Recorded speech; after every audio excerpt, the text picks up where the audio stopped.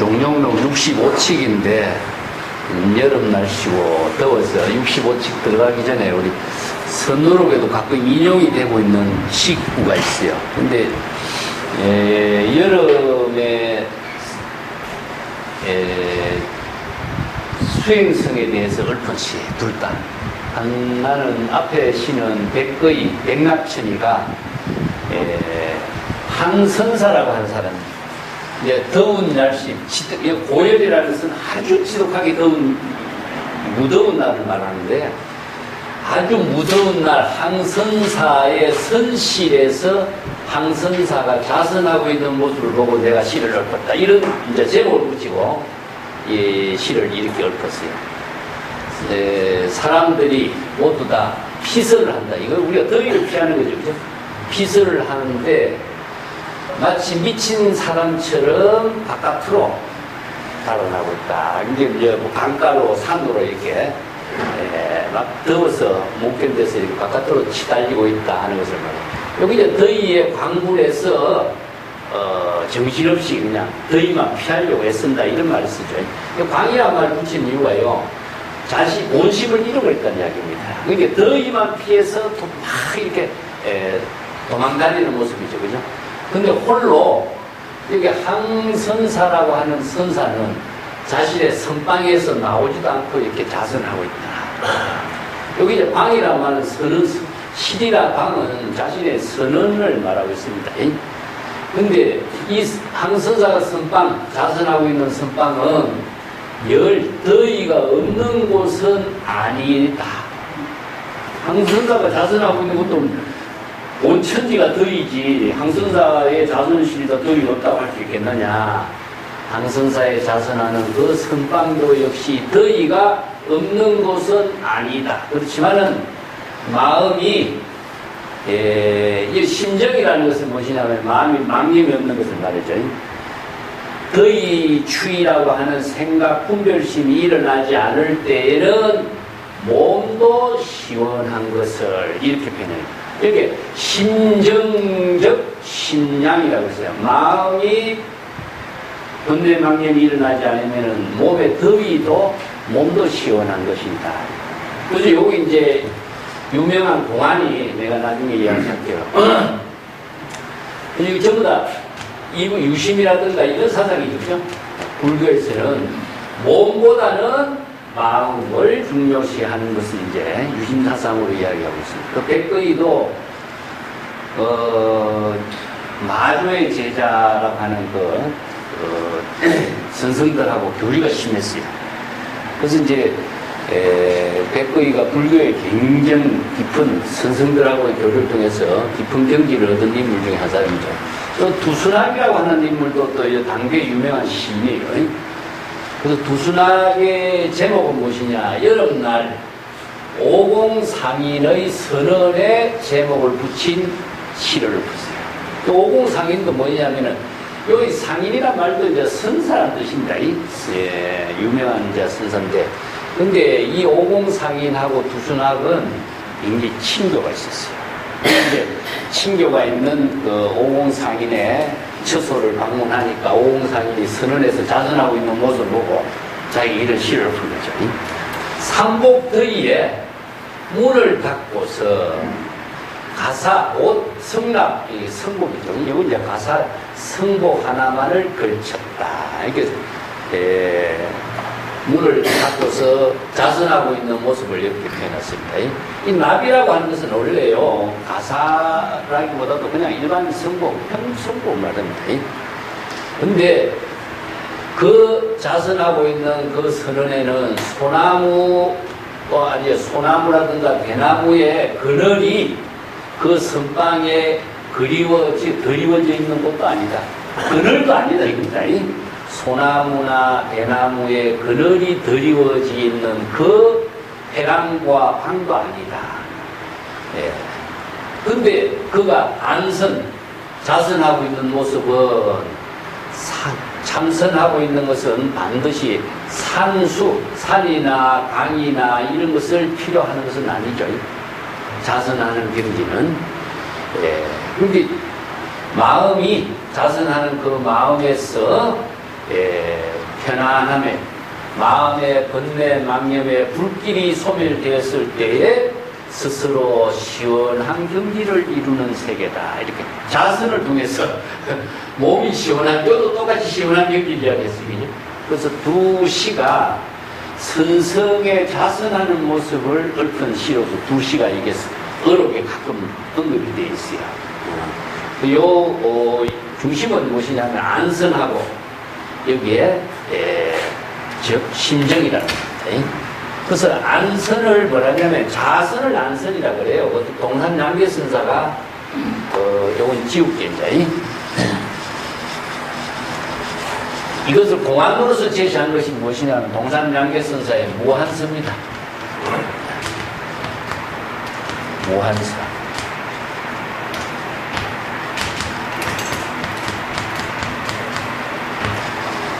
더위도 없고 추위도 없는 곳으로 깨달아라 이 말이거든요.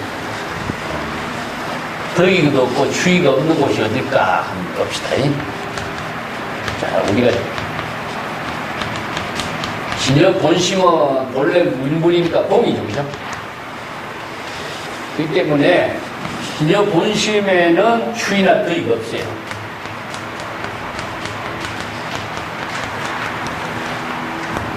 자, 여기 이제 우리가 부목 아니면은 선악 이런 표현을 쓰죠. 예. 이 세계는 중생심의 세계거든요. 그렇기 때문에 중생심의 세계에서는 자기 생각으로 덥다, 춥다, 옳다, 그러다, 뭐 자기 아버지다, 어머니다, 이렇게 구별을 하고 있죠. 그래서 이제, 진여 본심은 무엇이냐 하면은 선과 더위나 추위가 없는 곳이죠. 그래서 본래로 되돌아가는 겁니다. 그래서 부모 미생 이전이란 말 쓰는 이유도 부모라고 하는 차별 분별심이 일어나기 이전으로 되돌아가라 이 말이거든요. 그래서 동남양계의 무한수도 추위나 더위가 없는 경지로 되돌아가라. 그러니까 중생심에 차별 분별심을 비우고 본심으로 되돌아갔을 때는 바로 추위나 더위가 없다. 이게 안선의 세계입니다. 요거 이제 정렬은 정자처럼. 그래서 양선이라는 말은 많이 써요. 그래서 대감록의 이 구절이 이제 인용이 잘 돼가지고, 내가 다른 데서도 이 식구들을 소개한 적도 있는데, 안선, 참선수의 쪽에는 산수의 그 그늘이라든가 외부의 힘을 빌리지 않는 겁니다. 우리가 지금 더위를 피하려고 어디 가지고 산이나 나무나 물을 찾아가는데 대상을 다 초월한 경지가 뭐냐? 안선의 경지다. 안선의 경지에서는 일체의 모든 차별 세계도 다 벗어나고 바로 마음의 번뇌 불길이 마음의 불길이 소멸됐을 때 스스로 서늘한 경지를 이루게 되는 것이다. 좀 더 유심이죠, 그죠? 마음이 더위를 소멸시킬 때에 서늘하게 되는 경지다. 그런 이제 여름에 더위에 일어나는 시를 가지고 선성들의 자선하는 경지를 가지고 읊은 시를. 이지상들은 당대 시인들이지만은 불교의 사상을 특히 모르면 이런 경지를 쓸 수가 없어요. 그래서 일본의 유명한 이제 무주선사의 그 이야기가 있습니다. 무주선사의 사석집이라고 하는 책이 있어요. 제목도 재미나 이 책은 일본의 그 고전에 들어갑니다. 사석이라는 것은 모래하고 돌이거든요. 자기가 쓴 수필집이죠. 그렇게 법문집인가 동시에 수필집인데 일본의 그 문학 작품은 참 이렇게 밑에. 그래서 일본의 문학 하는 사람들은 불교를 모르면은 일본의 문학을 이해할 수가 없어요. 그런 경계에 그 고전 중에 하나 들어가는데 여기도 보면은 세 사람이 자선을 무분하고 있는 것입니다. 네 사람인가? 사이무분하는 거예요. 자선 수행을 하면서 무분을 하는 이야기가 나옵니다. 그래서 여기에는 뭐냐면은 내가 지금 쓴 이 글 법문은 일시적인 법문을 기록했기 때문에 모래나 자갈처럼 쓸모없는 글들이라는 이야기입니다. 제목을 그래서 붙였어요. 쓸모없는 글이다. 쓸모없는 글들을 모아놨다는 뜻으로 제목을 붙여놨는데, 쓸모없는 모래나 자갈 속에 뭐가 가끔 나오죠? 그 가운데 황금도 나오고 다이아몬드도 나온다. 그렇지만은 잘 보면은 그 쓸모없는 돌 가운데에 쓸모있는 것도 나올 수가 있다. 이런 의미로 붙인 거죠, 제목을. 그래서 자선을 하고 있는데, 여름날이니까, 여름날 이야기입니다. 그 문을 활짝 열고서는 4사람이 이렇게 자선을 이렇게 하고 있어요. 그래서 밤에 가운데다가 촛불을 이렇게 하나 딱 켜놓고 자선을 하고. 그래서 이제 바람이, 시원한 바람이 슬 지나가다 보니까 불이 이렇게 촛불이 꺼져버린 거죠. 촛불이 꺼지니까 옆에 앉아있던 스님이 자선하다가, 근데 이 사람이 어떤 자선이냐, 무건 자선을 하고 있었어요. 네.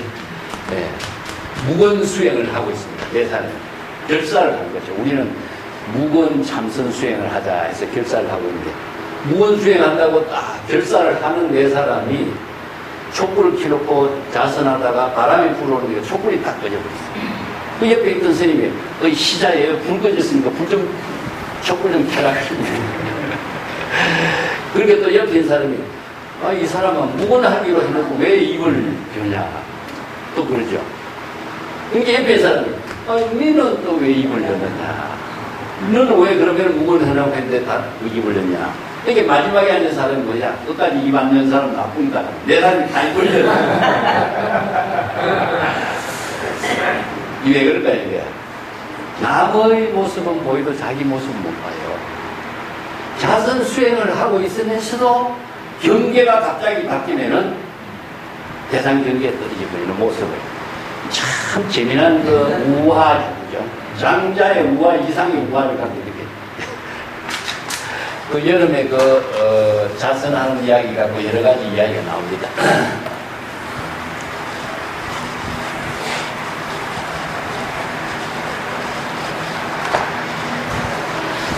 자, 한번 이제 65층으로 봅시다. 오늘은 자료가 그렇게 길지 않아요. 근데 수산선사는 수산성념선사인데 풍월연소 선사가 제자이기 때문에 임재종계통의 성님입니다. 이분의 공안으로서 유명한 것은 나중에 소개하겠습니다만, 무문관에 가면은 죽비를 가지고 하는 공안이 있습니다. 그래서 우리가 무문관을 통해서 죽비 공안으로 유명한 사람이 수산성념선사의 공안인데, 여기서는 수산신부가 있어요. 신부는 무엇이냐면은 갓 결혼한 신부를 신부라 그러죠. 그 내용이 아주 간단하지만은 불교 선수행에서의 핵심을 읊어놨기 때문에 본칙에서 보고 우선 시중을 보겠습니다. 시중에 글들이 전부 다 이상한 글들만 모여놨어요. 타타라든가 사사라든가 박박이라든가 낙낙, 조조, 벌벌, 만만, 한한 이런 글을 쭉 나열해놨어요. 이게 뭐냐면은 자연의 소리입니다. 어떤 사물이 부딪힐 때 나오는 소리들이에요. 그러니까 이것은 의도적인 말이 아니고 어떤 사물이 부딪히면서 나는 자연스러운 소리를 어성으로 이렇게 표현해놨어요. 다 말하자면요, 우리가 이제 죽비를 이렇게 친다 할 때 죽비가 소리 나잖아요. 죽비 소리가 이렇게 탁 치면 나오는 그 소리예요, 이게. 주장자로서 이게 탁자를 탁 치면 나오는 소리. 아니면은 도구로서 어떤 종을 치는 소리.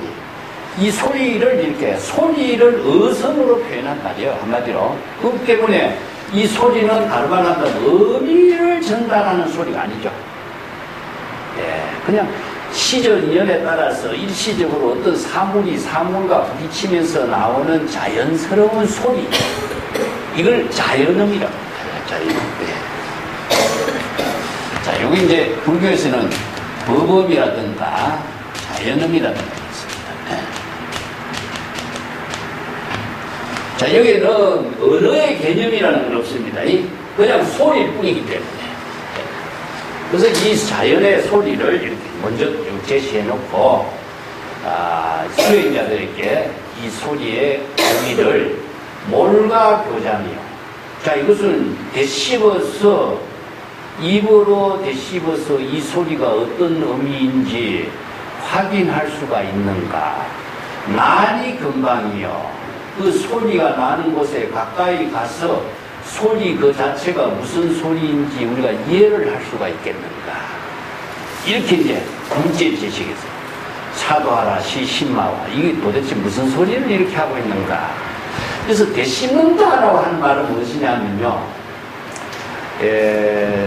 모든 그 소리나 말을 의미가 있는 말 같으면 의미를 우리가 되씹어 확인할 수가 있잖아요. 맛을 되씹어 본다는 것은 뭡니까? 확인하죠. 예. 이거는 이제 불교에서는 뭐해 보다라고 하는 말씀입니다. 우리가 가보다, 먹어보다 하는 것은, 이것은 뭐냐? 되씹어보다. 되씹어보다는 것은 확인을 해보는 거죠. 확인. 자신이, 그죠? 확인을 해보고 무엇을 하게 되냐? 확신을 갖게 되죠. 불교에서 이야기하고 있는 것은 법으로 제시했기 때문에 이것을 전부 다 되씹어 볼 수가 있어요. 언어로서 제시한. 불교의 모든 방편법문은 자신의 주장을 설한 것이 아니죠. 그렇기 때문에 법을 다른 말로 법수라고 수학으로 이야기하는데, 법이 수학 체계를 갖고 있기 때문에 어떤 사람이 되씹어보고 확인해봐도 똑같은 경지를 나눌 수가 있어요. 이게 이제 불교의 방편법문의 특징이고, 이게 여기서는 이제 시간을 초월했고 공간을 초월해서 이 법을 제시할 수 있는 법문이 이제 불교의 방편법문이죠. 근데 이 소리는 뭡니까? 일시적으로 나옵니다. 뭐 물건이 부딪히는 소리라든가 뭐 사물이 부딪히다는 소리라, 이건 일기일해로 이루어져 있어요. 한번 스쳐 지나가면은 끝나버리는 거죠. 그렇기 때문에 되씹어 볼 수가 있는 거죠. 제 확인이 불가능한 거죠. 이걸 이제 뭘 표현하면은, 우리가 언어로 제시하고 있는 것은 그 세계를 되씹어서 의미를 다시 재확인해서 확신을 가지고 볼 수 있는 것을 확인해 볼 수 있는 일이지만, 지혜의 생명이 작용하는 것은 확인이 불가능하다. 일기일해로 끝나버리기 때문에. 이 자연의 소리는 모든 것이 생명으로 작용하고 있는 자연의 소리와 같다. 그래서 이걸 범업이라고 해요. 그래서 재확인이라고 하는 것은 확인해 보는 것은 자신이 그런 경지를 이룰 수 없죠. 그래서 우리가 다도에서 이제 일기일해라는 말을 쓰는데, 지극히 어려운 인연이, 지극히 어려운 시절 인연을 함께 하는 시간을 갖게 됐다. 이거 절대 두 번 다시 경험할 수가 없는 소리죠. 그래서 이 만남의 귀중함의 가치를 불교에서는 인연법으로 이야기해요. 인연의 만남이 얼마나 귀중한가 하는 것을 이야기해요. 그래서 이제 여기에 소리 나는 것도 자연의 법문이라고 합니다. 그래서 자연의 생명의 모든 것은 무상하지만은 일기일해로 이루어지기 때문에, 무상이라고 하는 것 자체가 의무가 아니라 새로운 생명으로서의 발전하고 있는 모습이기도 하죠. 그런데도 그 생명의 귀중함을, 진실한 생명의 가치를 자각하도록 하라, 이런 의미를 두고 있습니다. 그 다음에 남이 근방이요, 그 때문에 가까이 다가가서 그 소리에 이해하거든가 의미를 파악할 수가 없는 것이다. 차도하라 시신마하여. 자, 여기서 지금 내가 이런 법문을 한 뜻이 무엇인가, 수행자 여러분들은 알겠는가? 왜 내가 이런 법문을 하는가? 자, 여러분들이 이 뜻을 우리가 원칙공학을 통해서 한번 잘 살펴보는 시간이 되자. 그 밑에 이제 여기 여러 가지 소리가 나는 것을 울부타타라고 하는 것은 울분을 토하는 소리, 혀를 차는 소리, 사사는 목이 쉬는 소리, 여러 가지 이런 용어들을요, 선어록에서 가끔 사용하고 있어요. 대종고어록에도 이 말을 쓰고 있고, 그래서 1페이지 밑에도 하나 볼게요. 박박박탁과 같은 말로 사람의 발자국 소리, 또는 문을 쾅 닫는 소리, 그 어성어입니다. 낙낙하는 것은 걸출한 모습으로 뚜껑이 잘 맞지 않는 모습, 성글고 거친 모습. 조족하는 것은 바람이, 초목이 바람에 흔들리는 모습. 걸걸은 어떤 사물이 움직임이 민첩하게 작용하고 있는 모습. 만만하나는 물이 넘치는 모습. 만만이라는 말은 물이 막 가득 넘치는 표현으로서 만만이라는 말을 써요. 만만하나는 그런 표현들이다. 이게 자연의 모습을 이렇게 어성으로서 표현한 것들이다. 자, 이 페이지 넘어갈게요.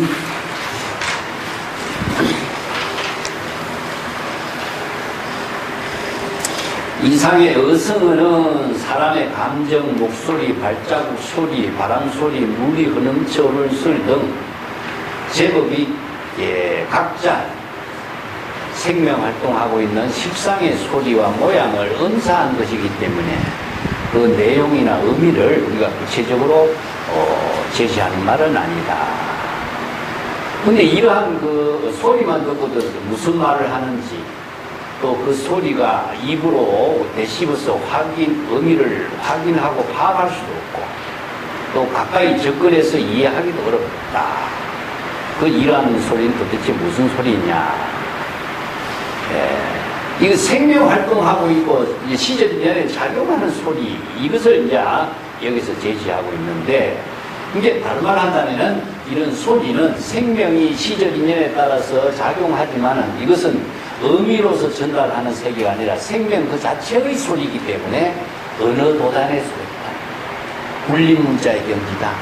진여의 생명의 소리다. 이런 말로 이제 표현하고 있습니다. 그래서 불교에서는 진여의 지혜의 생명은 이연진여의 세계요. 언어가 초월된 경지의 세계다. 그렇지만은 방편의 언어를 제시하지 않고서는 우리가 이러한 자연의 세계를, 진여의 세계를 이해할 수 없기 때문에 부득이 방편으로 설하고 있다. 그런 말이죠. 자, 수상성명선사는 풍열연소선사의 제자인데, 전등록이나 연등해요대 이제 그에 대해서 자료를 조금 전하고는 있습니다. 좀 이제 2페이지 있고 중간 부분에 수산선사를 조금 우리가 봅시다. 수산선사의 본명은 성년, 적시의 자손으로 내주 사람으로 어려서 남선사에서 출가했다. 인품이 간결하고 정중하고 항상 법화경을 독성하여서 총립에서는 그를 염법화라고 불렀다.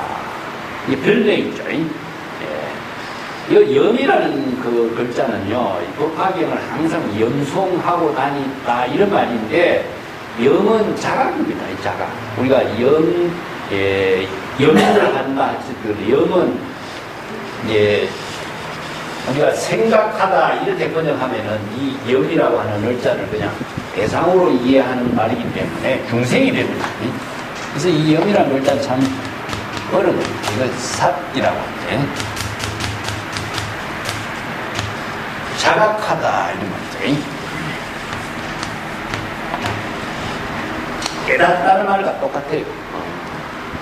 이걸 이제 염불 하면은 부처의 지혜를 깨닫다, 이런 말입니다. 부처의 지혜를 이룬다, 이런 말과 똑같아요. 한마디로 말해서 성불과 같은 의미라고 보면 돼요. 염불이나 성불은 같은 말이죠. 부처의 지혜를, 자각을 통해서 부처의 지혜를 이룬다. 그래서 이제 법화경의 법문을 수지 독송하면서 항상 법화의 법문을 자각적인 그 지혜로 이루고 있는 사람이다. 그걸 다른 말로 법화 행자를, 원래 중국에서는 원래 이제 법화 행자라고 합니다.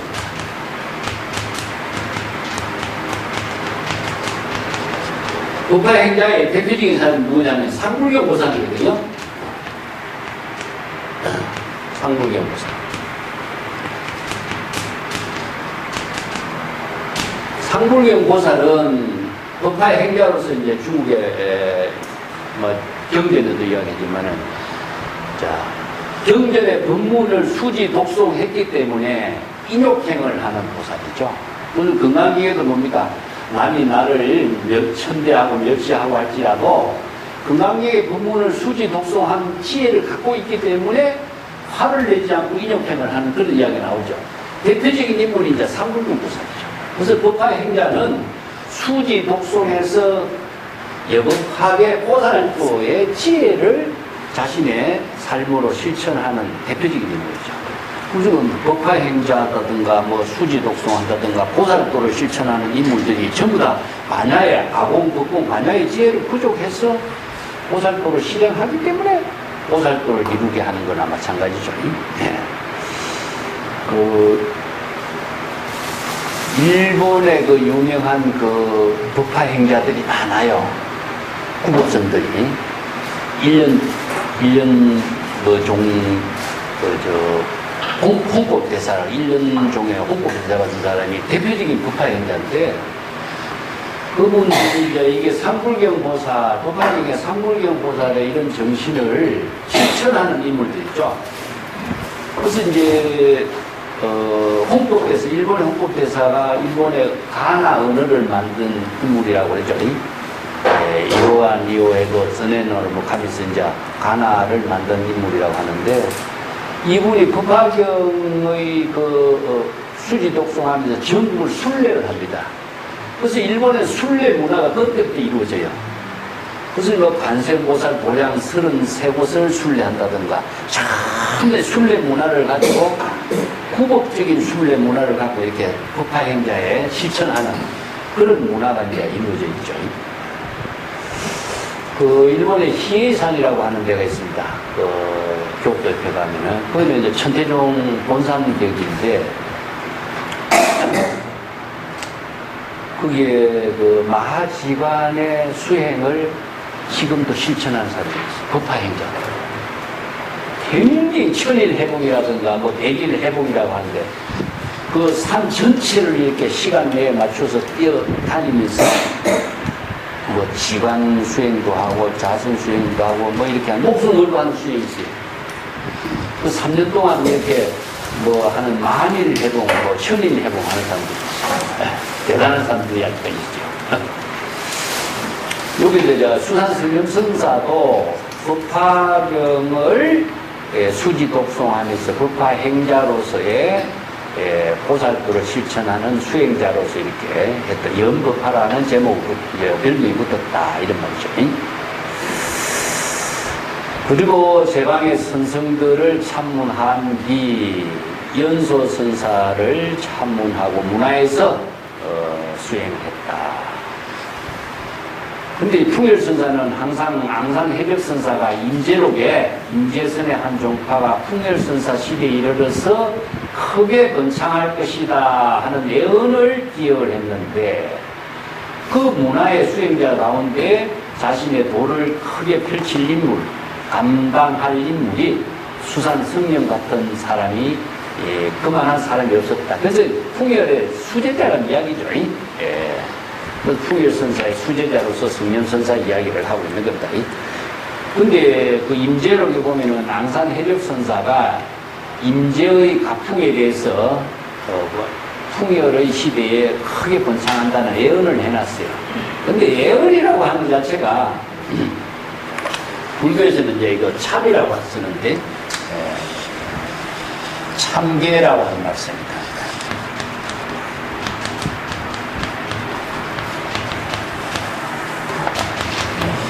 그 참계가 가장 많이 전하는 조담집에 이제 전하고 있어요. 그 달마의 고통을 이제 예언을 전하는 것이 참계가 전하고 있습니다. 예.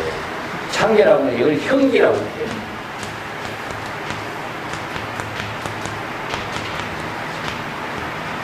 그래서 불교에서는 뭡니까 이게? 숙입니다, 숙. 부처님이 경전에서 숙이 하죠. 법화경에 보면은 제자들이 전부 다 법화경에 500 아라한 제자들, 10대 제자들이 다음에 미래의 부처가 되어서 어떤 부처가 돼서 어디에서 교화할 것이다 숙의를 하고 있죠. 이 숙의의 사상이 중국의 선성들에게는 형기로서 참계를 합니다. 중국인들도 원래 애언의 문화가 있어요, 고전에.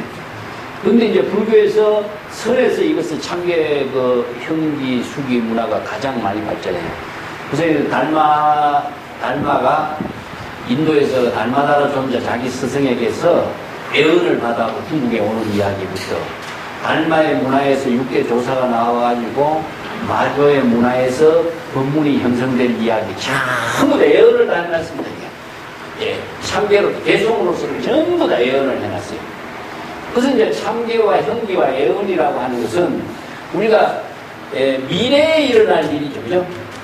미래에 일어날 일을 애언을 했지만은 사실상은 어땠습니까? 사실을 근거로 한 애언이라는 사실이죠. 네. 그래서 이제 역사의 기록이라고 하는 것 자체는요, 사실을 토대로 해서 애언을 제시한 기록입니다. 그게 뭐냐면 전등의 역사라는 겁니다. 그래서 역사라고 하는 것은 기록자에 의해서 만들어진 역사인 것이지 만들어진 역사를 기록한 것은 틀려요. 그래서 종교의 모든 역사적 기록은요, 사실을 근거로 한 기록입니다. 그걸 애언으로서 다 만들어요. 왜냐? 종교적인 하나의 불가사의한 힘을 제시하려고 하는 작용이 있죠. 그래서 이제 신통, 감통 이야기가 이제 전등록 고성전에 나오는 굉장히 많이 나옵니다. 신통, 감통 이야기. 그래서 신통, 감통이라고 하는 것 자체도 사실을 많은 사람들에게 신뢰를 제시하는 힘을 가미시킨 거죠. 어느 종교든지 간에 전부 다 이게 애언이 다 들어있어요. 자, 그래서 이제 역사의 기록에 있어서 우리가 문헌을 종교적인 역사의 기록은 전부 다 이러한 힘을 가미시키고 있는 점이 특징이고, 이걸 이제 편년체라든가 이러한 역사는 어떻습니까? 사실의 기록이죠, 그죠? 예, 그러니까 뭐, 우리가 삼국유사하고 삼국사기가 다른 점이 그겁니다. 삼국사기는 역사의 기록이고 삼국유사는 뭡니까? 전설의 기록이죠. 그 민족의 정신과 전설과 기대와 이런 것을 토대로 해서 기록한 거죠. 그 세계의 역사가 다 종교의 역사는 후대에서 이러한 애언적인 가미를 다 하게 되어 있습니다.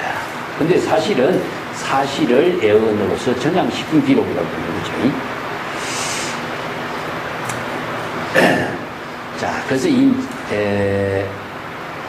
참 이런 문제를 갖고 뭐 학문의 문제에서 이제 학문의 방법론을 가지고 많은 논쟁이 일어나요. 이 점이. 그래서 종교 철학이라든가 종교 역사의 학문론의 입장에 가지고 많은 사람들이 이 영구 방법론을 제시하지 못한 학문은 전부 다 전설을 기록한 논문이 되는 거죠. 지금까지 거의 다 그렇습니다. 우리나라에도 뭐 원효대사 이야기라든가 도성국사 이야기라든가 이야기하면요, 전부 다 전설의 학문을 만들어 놨죠. 왜냐? 기록 자체가 전설이니까. 그래서 이제 방법론을 발레합니다. 그러니까 그 영구 방법론을 그 사람들이 거기에서 벗어나지 못하죠. 그래서 나는 이제 영구 방법론을 달리했죠. 그러한 전설의 역사를 기록한 역사의 사실을 역사적인 논문으로 쓰는 거죠. 기록한 그 자체가 누가 기록했느냐가 사실은 역사의 기록이잖아요. 근데 기록된 역사를 정리하는 것이 사실인 걸로 이해하는 것은 이것은 기록의 그 사실을 무시하는 것 같아요. 그러면 자료를 어떤 자료를 쓸 것이냐? 기록된 자료를 쓸 것이냐? 기록한 사실을 자료로 쓸 것이냐에 따라서 이건 완전히 다릅니다.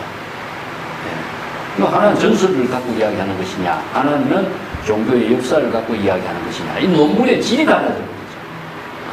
이게 연구 방법론의 문제거든요. 자, 수산성년선사 이야기하다가 엉뚱한 길로 나갔네. 그래서 여기에 앙산 해적선사가 임제의 문파에서 이렇게 풍월연사의 시대에 크게 번창할 것이다. 이런 예언은 풍월연소 이후에 기록된 자료라는 겁니다. 그러한 사실이 이루어진 사실을 토대로 해서 그 전설을 누구의 입을 빌려서 이 전설을 만드냐? 앙산해적의 입을 빌렸어. 왜 앙산해적의 입을 빌렸느냐 하면은 앙산해적은 소석가라고 했어요. 소석가.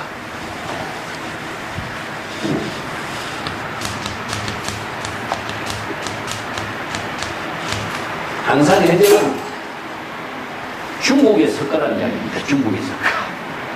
그만큼 앙산해적은 뛰어난 안목과 애언이라든가 이런 것이 뛰어난 선생. 그러니까 앙산해적의 그 뛰어난 선성의 경지에다 부합시킨 거죠. 그래서 임재록의 이 기록이 나오는데, 임재록은요 사실상 언제 정리가 제대로 됐느냐 하면 송대에 정리가 됐습니다. 설법은 당대에 했지만은 이 자료가 정리되고 이렇게 토막토막 자료가 정리되었고, 사실은 사가언록이 만들어진 것은 송대에 만들었어요. 그렇기 때문에 풍월연사, 성령선사 이 후대죠. 그래서 이 자료가 그 시대에 앙산의 애적을 통해서, 앙산의 애언을 통해서 이제 정리가 된 거죠.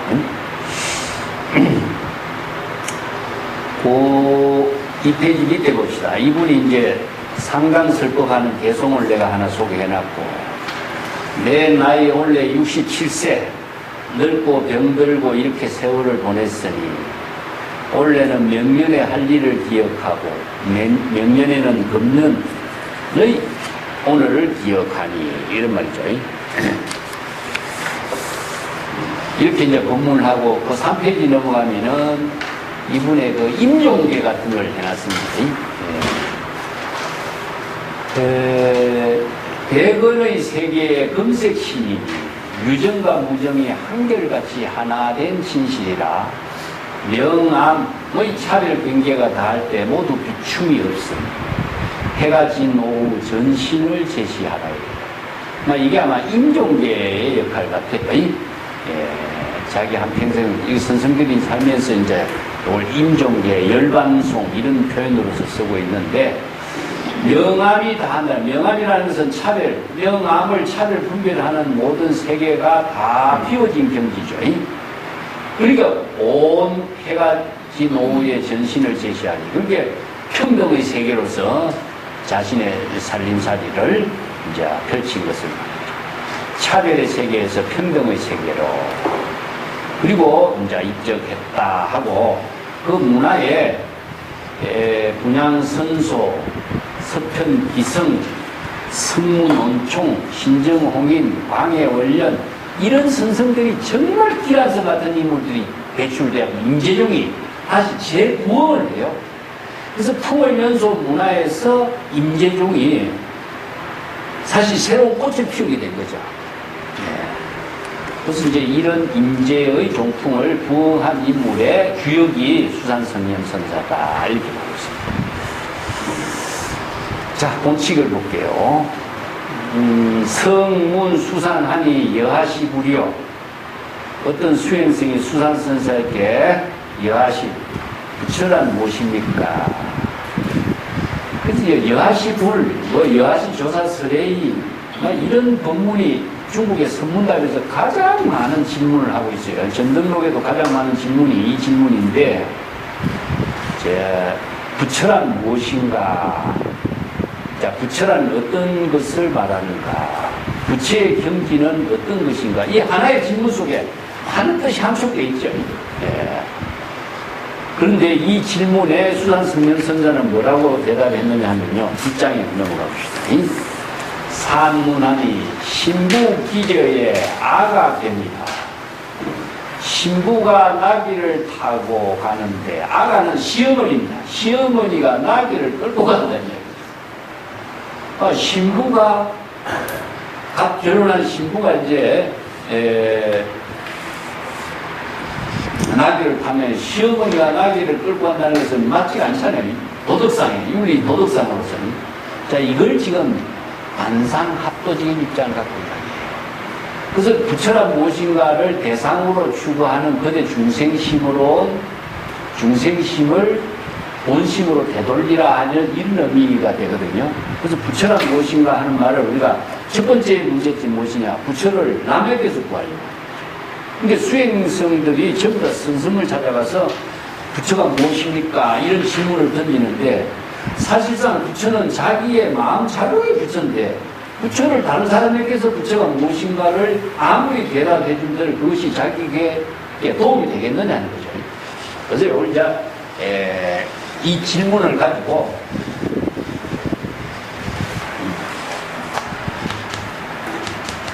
대상의 부처를 구하는가? 그래서 신의 부를 구하는 것인가? 타인에게서 부처를 구한다든가. 전부 다 어떤 문제가 나옵니까? 자기가 다른 사람에게 부처를 질문하는 것 자체는 이 세 가지 문제가 다 떨어져 버리죠. 그렇기 때문에 자기의 중생심으로서 부처를 대상으로 추구하는 것으로서는 전부 다 마음 밖에서 도를 구하는 것밖에 안 되겠죠. 그래서 여기에 수산성념천사는 뭐 부처는 무엇인가 이 질문에 많은 대답을 해요. 다 틀려. 왜냐하면 그 방편법문이 그 수행자에 맞추어서 독자적으로 방편법문을 쓰였기 때문에 다 틀리거든요. 그래서 수산성념천사는 역설적으로 이야기합니다. 역설. 그러니까 그대가 부처를 구하려고 하는 것, 자기 생각으로 하는 것을 자기 생각을 뒤집으라는 겁니다. 네. 그래서 이를 반상합도라고 해요. 자기가 대상을 구하는 것은 이게 상이 되는 거죠.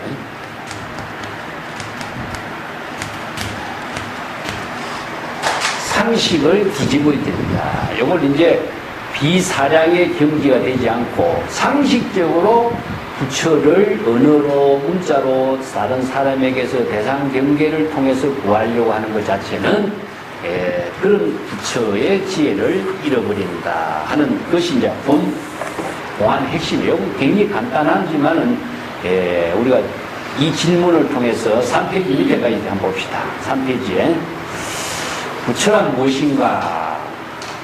선어록에서 여하시불 하는 질문이 가장 많고 반마조사가 쪽에서 온 뜻이 무엇인가?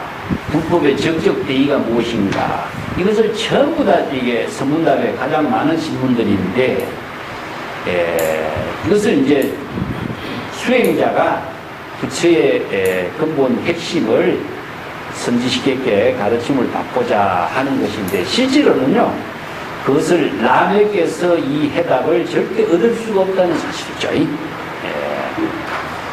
그 조주어록에 있는 구조를 봅시다. 조주어록에 어떤 수행성이 무엇이 목전의 부처입니까? 질문하자 불전에 있다. 불전의 부처는 바로 형상의 부처인데 무엇이 부처입니까? 곧 이 마음의 지혜 작용이 부처다. 적신시다. 이렇게 됩니다. 그래서 적신시불이라든가 뭐 비신비불이라든가 이런 말 하는데 그 광무량 수경에 이거 3페이지 맨 밑에 볼게요. 광무량 수경에 이 진여 일심의 지혜가 꼭 부처의 30 이상 80종호를 수반하는 것이니 이 일심이 곧 부처의 지혜를 이루고 이 일심의 지혜가 곧 부처라는 사실이 있다. 자 여기서 우리가 선성들이 자주 사용하고 있는 시심시불, 적심시불이라고 하는 한마디는 관무량수경의 이 한 구절을 토대로 하고 있다. 여기서 왜 우리가 30 이상 80종호가 나오느냐면요. 우리가 30 이상 80종호가 실제로 대상으로 보이는 것이 아니잖아요. 이 때문에 건강경 이런 말 나와야 돼. 약이 색대나 시음성부와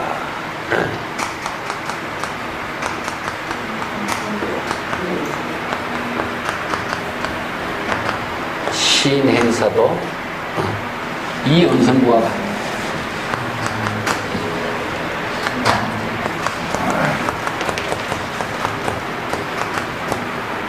불능됩니다. 이제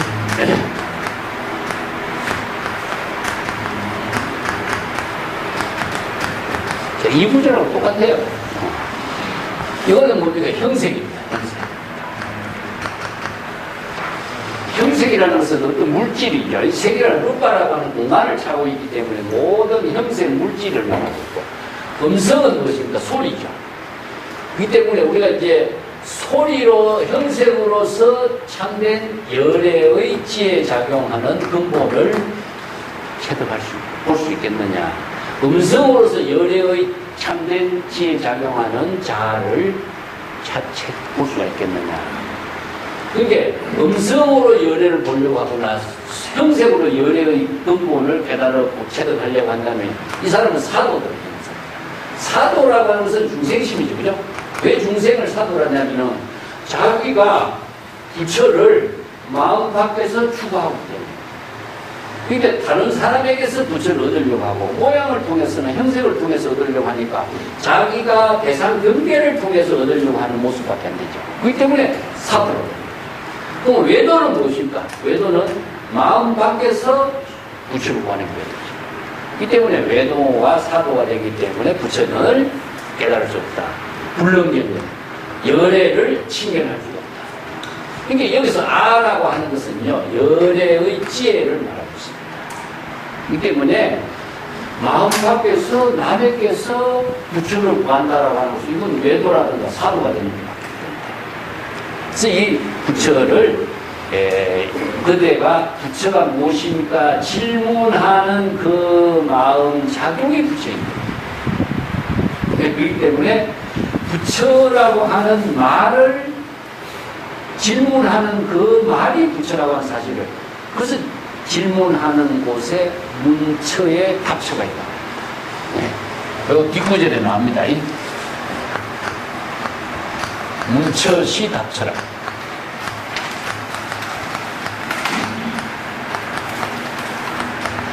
참 이 말이 기가 막힌 말입니다. 뒤에도 나오지만 문처하고 답처가 불이죠. 그래서 우리가 진여일심으로 질문을 하면은 대답은 뭡니까? 진여일심입니다. 이게 원래 우리에서는 초발심, 정답입니다. 그래서 우리가 기술로 하는 시각, 공간입니다. 이 구절은 뒤에 가면 이제 등창에 나오는 게 있다. 다시 한번 보면은, 그것을 마음 밖에서 부처를 구하는 것은 외도나 사도가 되는 것이요. 부처라고 하는 것을 자신의 본심의 작용이 부처라는 사실을 알게 되었을 때는 32산 80종을 부족하는, 이 때문에 왜 불교에서 32산 80종을 말씀하면요, 우리가 설법이라고 하는 말 자체가 부처의 설법을 갖고 이렇게 표현하거든요.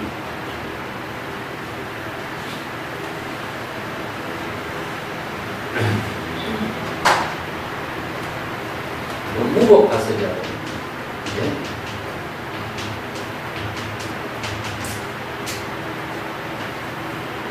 설법이 바로 부처의 지혜와 자비거든요.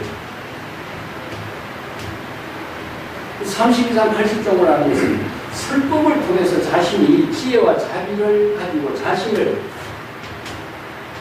부처의 지혜로 장엄하는 것이다. 그래서 장엄하는 모습을 가장 좋은 모습으로 만드는 것이 32산 80종. 그래서 인도에서 이제 32산 80종을 하는 것은 아주 몸과 마음이 모든 것이 아주 잘 장엄된 모습을 이렇게 표현하는 하나의 용어라고 하는 거예요. 뭐 여러 가지 그 얼굴 형상을 갖고 해석을 하긴 하지만은 한마디로 말해서 저는 화내어라고 해요. 화내. 그래서 이 무량 중에 나와요. 이 말도. 화내어가 사실은 뭡니까? 바로 술법이거든요. 자신의 얼굴에 30년 80년 그래서 좋은 모습을 가지고 좋은 말을 하는 것 자체가 바로 자신이 부처의 설법의 모습입니다. 그래서 이게 정토 장엄도 자신의 장엄에서는 안 돼요.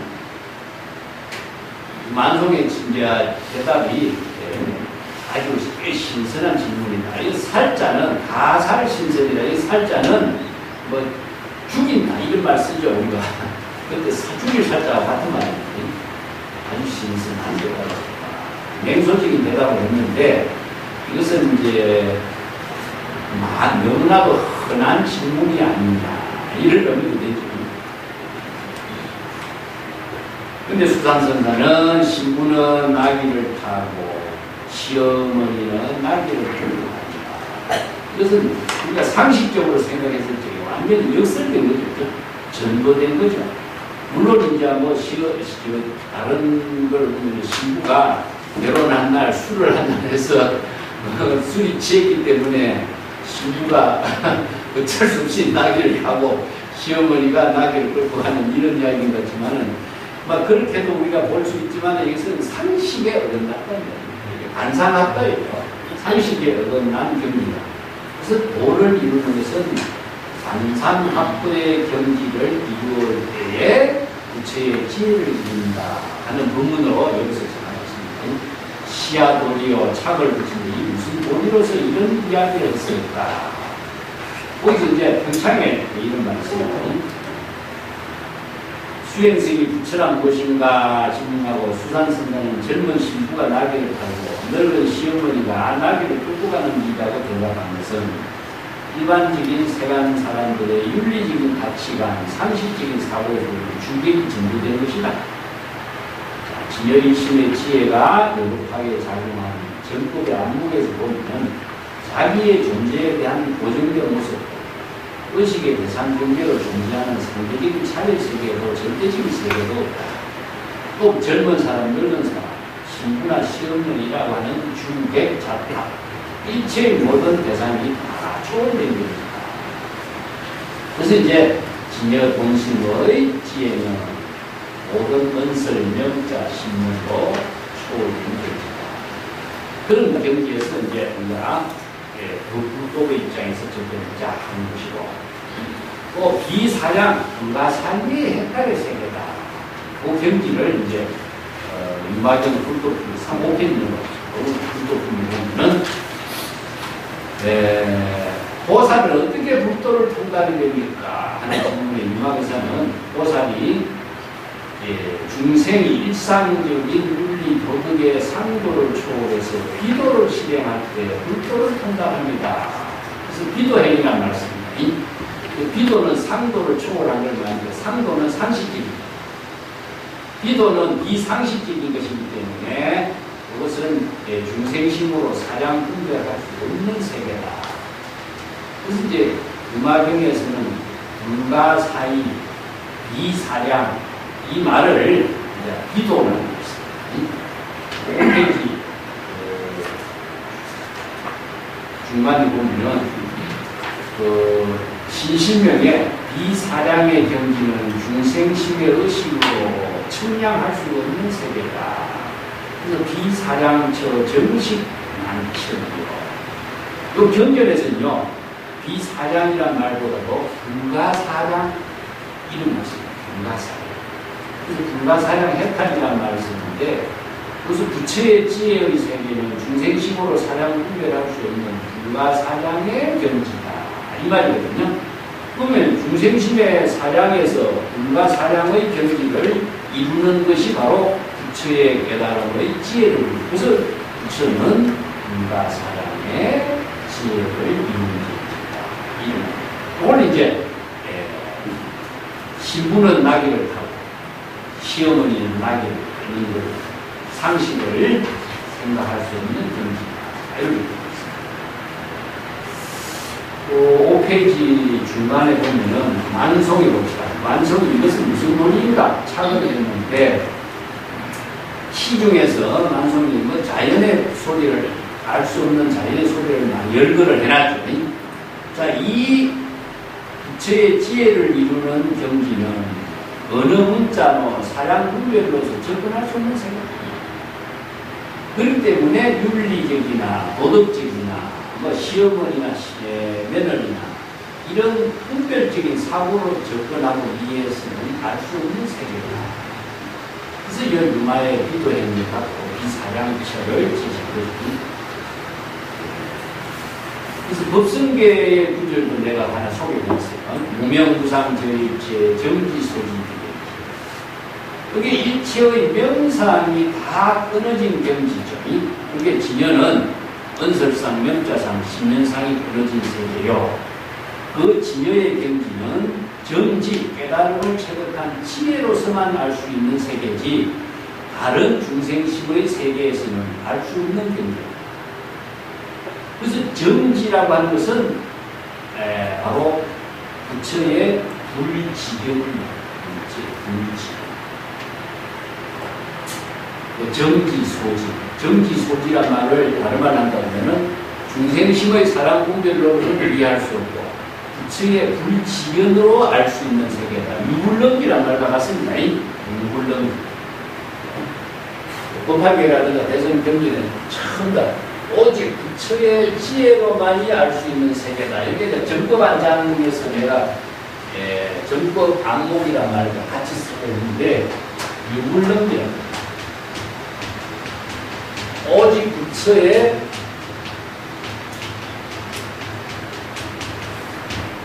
요 진짜는 이 진짜를 씁니다.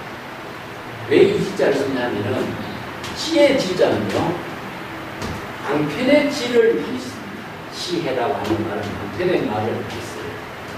그래서 우리가 개정해 이렇게 했을 때 해, 지, 해는 방편의 지혜를 토대로 한 것이고 이 지는요 사물을 판단할 수 있는 데 특히 이제 소지장을 해결한 지이기 때문에 소지자라는 것은 중생의 무지무명이거든요. 중생이 진실, 불법의 진실을 알지 못한 무지와 무명을 소지장이라고 그러는데 중생이 무명무지 때문에 깨닫지를 못해요. 그 때문에 불각이 생기는 이유가 진실을 알지 못하는 거예요. 불법이 내일은 모르고 이체 이익법이 일몽학법이며 하는 진실을 알지 못하기 때문에 무지 때문에 무명에 가려서 깨닫지를 못하는 거예요. 그래서 중생심에서 생사윤회를 벗어나지 못하지만 무지 무명을 타파시키는 힘은 무엇이냐? 부처의 넘지, 부처의 안목이다. 이걸 이제 불지경이라고 그러죠. 불지경. 그래서 불지경은 어떻게 체득되느냐? 경전과 불법의 대의를 통해서 체득됩니다. 그래서 불법의 대의를 알지 못하고 반야의 지혜를 이루는 안목을 갖추지 못하면 불지경이 부족하지 않기 때문에 무지무명에서 벗어날 수 있는 거예요. 그래서 이제 이 지혜는 무엇이냐 하면은 번뇌의 모든 망령을 치료하는 지혜입니다. 번뇌장을 치료하는 지혜를 우리가 방편의 지혜. 현실에서 이루어지죠. 그래서 자각성지를 이루면은 현실에서 우리가 번뇌 망령이 일어난 그 사실을 방편의 지혜로서 이 문제를 해결하는 거죠. 그래서 이제 도노 전수의 그 내가 깨달음을 두 가지로 해야겠죠. 하나는 은하대오를 하지. 은하대오는 무엇이냐 하면은 이치를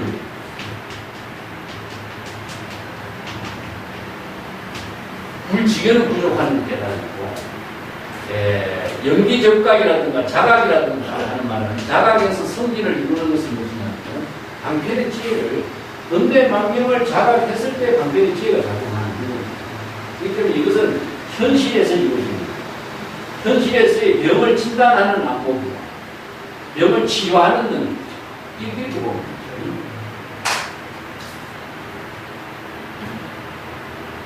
우리가 정지소지 비여경 이 말도 부처의 지혜를 통해서만이 능히 알 수 있는 경지지 중생심으로 사장 후기에서는 절대 이해할 수 없는 세계다. 그래서 불가 사이의 경계다. 경창을 통해서 조금 더 만종선사가 이자의 경창에 대한 해석을 했는데 먼저 여주보험산 승용 선사는 체주장으로 그의 복선은 접시다. 풍일연사를 선사를 참문하니 풍일연사가 옛날 세종께서 푸른 연꽃 같은 안목으로 가섭존자를 돌아보았다. 그대는 말해보라. 바로 그때 어떤 북북의 도리를 말씀했을까? 수사는 곧바로 북단으로 내려왔는데 시자가 주기실에 들어가 법문을 청하고 연법학, 즉 수산 성령 선사가 어찌 화상께 대답하는 말을 하지 않았습니까? 이게 풍열선사는 연법학을 깨달았다. 그 이튿날 수산 선사는 진원두, 즉 진선사라고 하는 함께 법당에 가서 풍열선사를 모시고 곁에 서 있을 때 풍열선사가 이것이 세상께서 말씀하시지 않은 말씀의 뜻입니다. 진원두가 비둘기가 나무 끝에서 우는 뜻의 곡식의 마음이기 때문이라고 그러다. 근데 풍열선사는 그대는 그렇게 많은 사랑 분별을 하면서 도대체 무슨 일을 하려는 어찌 법문의 참 뜻을, 진정한 뜻을 체득하지 않는가. 이어서 수산의 경우니까 그대는 어떻게 생각하는가 하니까 수산은 액기를 당당하게 걷는 이는 슬픈 감상에 빠지지 않습니다. 그래서 액길이라는 건 불호라고 하는데 원래 일입니다. 액길이라는 말은 우리가 전부 다 오로라고 하면서 원래 슬픈 감상에 빠지지 않는 중생의 차별 분별심에 떨어지지 않는다. 이런 말이죠. 그래서 본래의 길, 진여 본심의 지혜로 당당하게 자기 본문사의 삶을 사는 사는 중생심의 감성이나 차별 분별심에 빠지지 않는다. 이런 뜻이죠. 그때 풍열선사는 진원두에게 그대는 어찌 수산, 영법화의 대답에 귀담아 듣지 않느냐. 그만큼 이제 풍열선사가 수산 성령선사의 안목을 인정했다 하는 부분을 이제 전하고 있습니다. 푸른 연꽃 같은 안목은 유마경에 나오는 유명한 보적장자의 이야기입니다.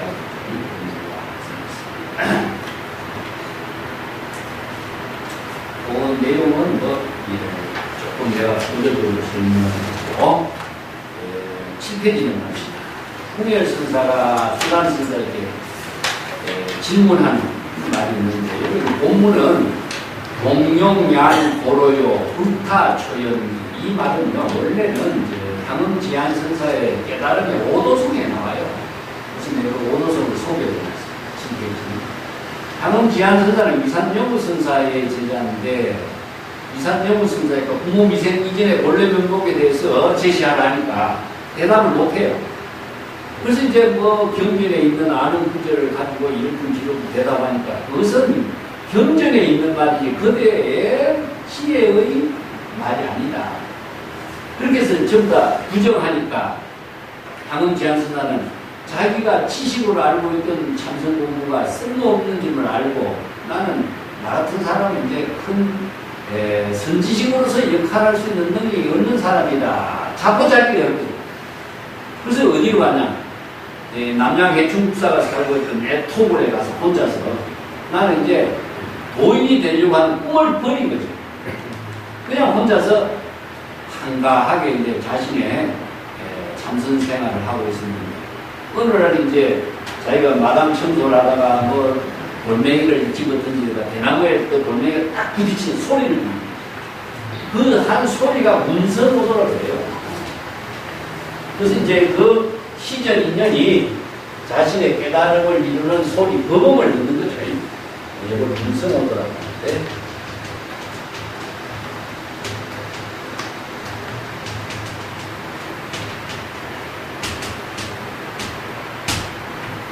왜 얘는 청각기 깨달음을 소리를 듣고 깨닫는 것을 청각기 그 부분을 깨닫고 나서 이 개성을 갖추고요. 일격망소지에 한번 대나무에 부딪히는 소리를 듣고 모든 것을 의식의 대상 경계를 다 잊어버렸다. 중생심으로 사랑하는 분별하는 것을 다 잊었다. 갱불과 수치라 다시 수행하여 깨달음을 이루려고 하는 그 마음을 빌리지 않는다. 동용양 고로에 당당하게 본래의 길을 걷는 불타초연이라 서글픈 중생심의 차를 감상에 떨어지지 않는 처처의 무종적이요 자유 가는 곳곳마다 자치 종적을 감추는 성색의미로가 소리와 모든 색깔, 형색을 다 초월한 경지에서 자신의 위, 본분사의 삶을 맡습니다. 제방의 달도자, 제방의 모든 불도를 통과하는 사람이 모두 그런 경지를 상상길이라고 말합니다. 이런 이제, 그리고 이제 이 오도송을 또 작년의 가난은 진짜 가난이 아니요 금년의 가난이 진짜 가난이다. 작년의 가난은 송곳조차 없었는데 금년의 가난은 송곳 꽂을 때도 딱 이렇게 떠올 거예요. 그래서 이 개성을 가지고 이제 자기 사형 방산에게 보여주고 그대는 열애선의 경지를 깨달았다. 조사선은 꿈도 꾸지 못했다. 이런 말 쓰죠. 그래서 이제 열애선과 조사선을 이야기하는데 이렇게 동문들끼리 이런 선문답을 가지고 지혜의 대결을 하면서 서로를 절찬하는 그런 이야기들입니다. 유명합니다. 그 고로는 바로 본래. 그 본래라고 하는 것이 따로 있는 것은 아니죠. 본래는 어디냐? 지금. 그래서 항상 우리가 시간과 공간이라고 하는 표현을 지금을 떠나서 그것을 대상으로 이해하는 것은 중생입니다. 본래인과 동시에 본래는 지금 여기 자기 본분사의 삶을 사는 그 경지가 본래라고 하죠. 이걸 구로, 구시 이런 말, 애투자를 쓰기도 합니다. 그리고 왜 이런 말씀을 하면요. 불교는 그 숲의 종교라고 하는 것 자체가 숲과 지구의 관계가 본래의 길을 왕래하는 거예요. 그 본래의 길이란 새로운 길을 가는 것이 아니라 본래로 되돌아가는 길. 본래의 길로 가는 것을 말해요. 그렇기 때문에 구도 고로라고 했습니다. 자, 7페이지 밑에 담읍시다. 수산 선사는 이후에 출세라는 것은 이제 계단설도 독담을 예르고 자기가 입신 출세하기 때문에 과거에 입신 출세한 것처럼 선성이 출세하는 것은 선지식의 이제 인가를 받고 독자적인 방편의 지혜를 가지고 제자들을 설법을 할 수 있는 경지를 말하죠. 법상에 올라서 설법을 했습니다. 이 본문이 유명합니다.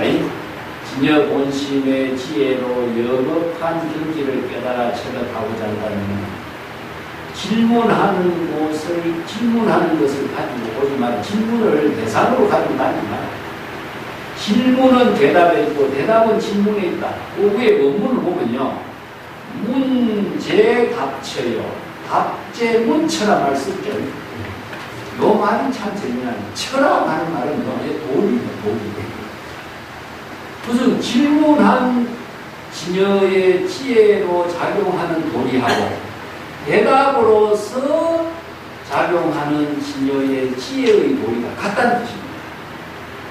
그게 이제 불교의 참선 수행의 핵심이 이 한마디로 정리가 되는 거죠. 만약에 질문을 가지고 온다면 노선은 그대 발밑에 있게 될 것이요. 그대들이 망설이고 사량 분별한다면 근데 본래 면목의 지혜를 이루지 못한다. 자, 요 말은요, 이제 기식론의 진여 삼매를 이렇게 언어로, 선문답의 언어로 이렇게 바꾼 겁니다.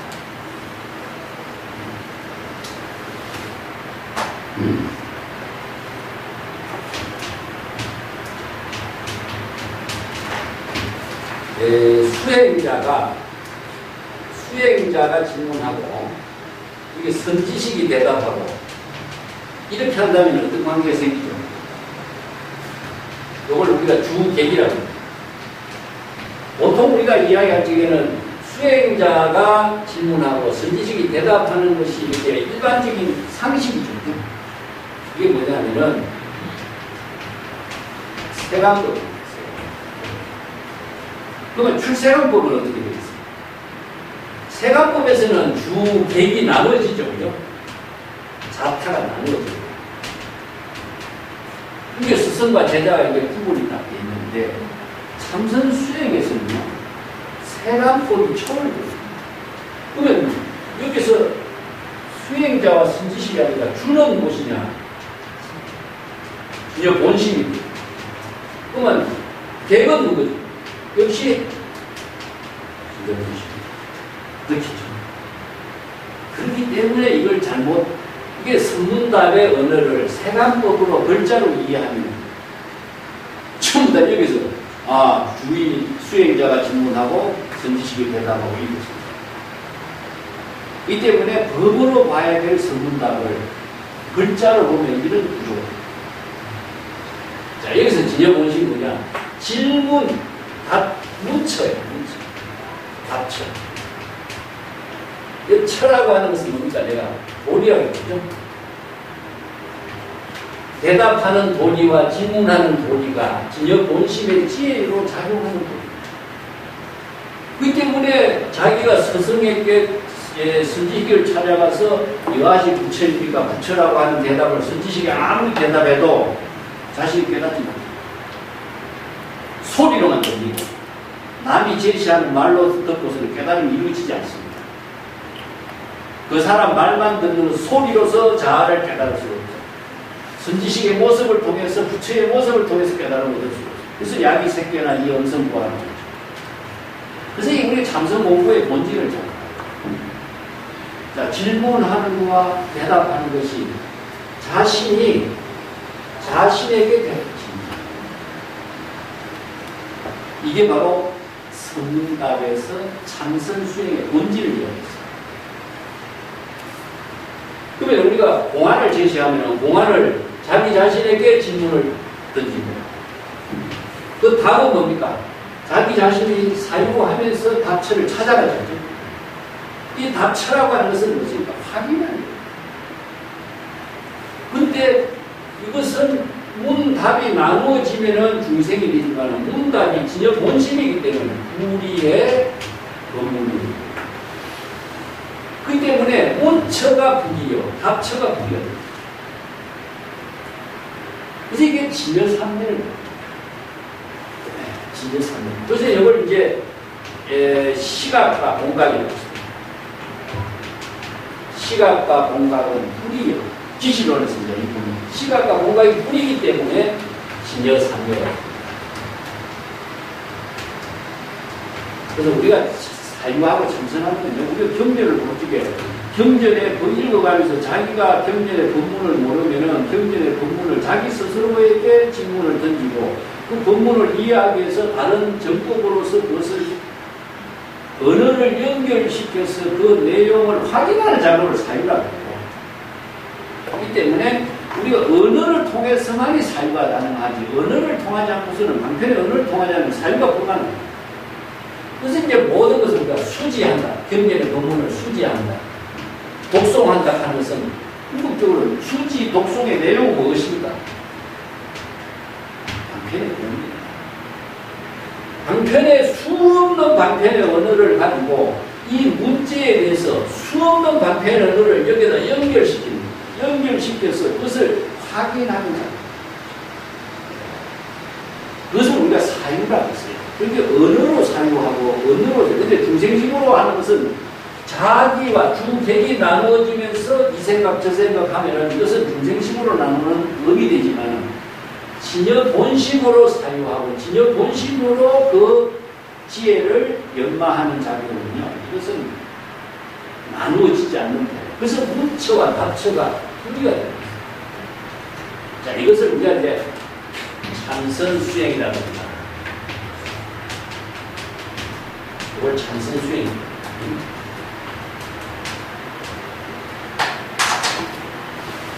모든 참선 수행, 경전 수행은 문처와 답처가 같아야 됩니다. 문처를 대상에 두지 않아요. 그렇기 때문에 부처가 무엇인가를 아무리 던져도 그걸 자기에게 던져야 되는 것이지 남에게서 던진다고 남이 아무리 그 대답을 좋은 대답을 해도 자기가 답처로서 만들어내지 못한다면 그것이 해결해야 되는 문제가 아니에요. 그래서 문처와 답처는 이 유명한 본문 한 사람이 수산성이 있습니다.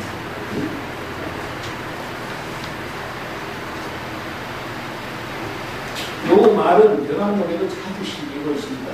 이 때문에 이 구절을 우리가 8페이지에 조금 정리해놨어요. 질문이 분명하면 대답이 역시 분명하다. 요 말입니다. 문처 분명히 합처 친이다. 이 친이라고 하는 말은 진여와 분리의 경지를 이룬다는 뜻입니다. 여법하게 질문하면은 대답도 진여본심의 지혜로 대답하게 되고, 진여본심이 여법하고 간절한 질문은 후보자의 본분입니다. 후보자가 대답을 체득하니 그 대답 역시 진여본심에 여법하는 지혜 작용이기 때문에 질문과 대답하는 지혜 작용은 둘이 아니고 질문이 곧 대답이요, 대답이 곧 질문이고, 진여본심의 지혜가 빈주일체가 되어서 진여 삼명의 경지에서 여법하며 참선 수행하는 것을 언각경에서는 열의 인지독행이라고 했다. 그 이제 기신론에 가면 시각과 공각, 진여 자체상 분석, 진여 삼매 이런 언어로 현재 스승들은 이걸 자문 요걸 문처 합처를 한마디로 자문 자기 스스로 문제를 제기하고 자기 스스로 그 문제를 찾는 사유를. 그래서 남이 아무리 이야기해도 자기 스스로 해답을 스스로 정립하는 것이지 남의 말을 그대로 받아들이면 언어의 대상이 걸립니다. 그걸 이제 자문자. 그 8쪽의 중간에 볼게요. 수단선사가 어느 날 죽비를 들고 유명한 죽비 법문을 하고 있습니다. 이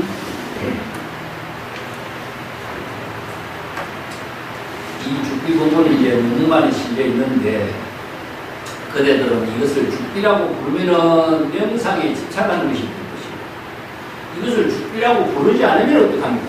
죽비라고 하는 방편 언어 명칭에 입에될 것입니다.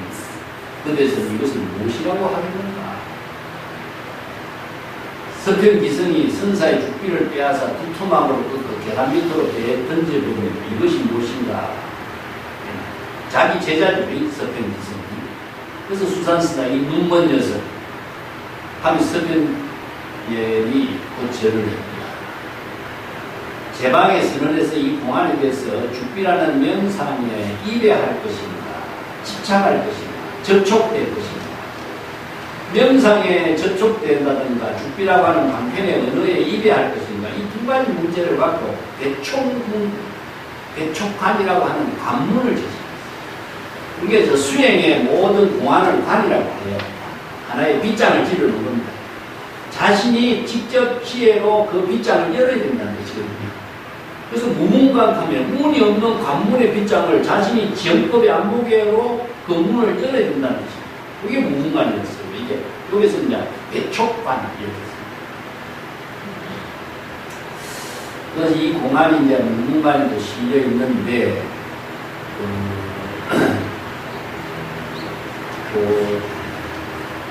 서편기성이 죽비를 반토막 내에서 땅 위에 던졌다. 그래서 이것이 무슨 물건인가, 이렇게 해서 이것은 어떤 물건이라도 할 수 없다. 왜 그러냐 하면 신마물이 일마물이요.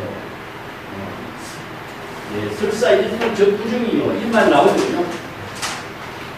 그래서 이 물이라고 하는 말을 갖고 이제 이게 문답을 이제 대명사로 표현해요.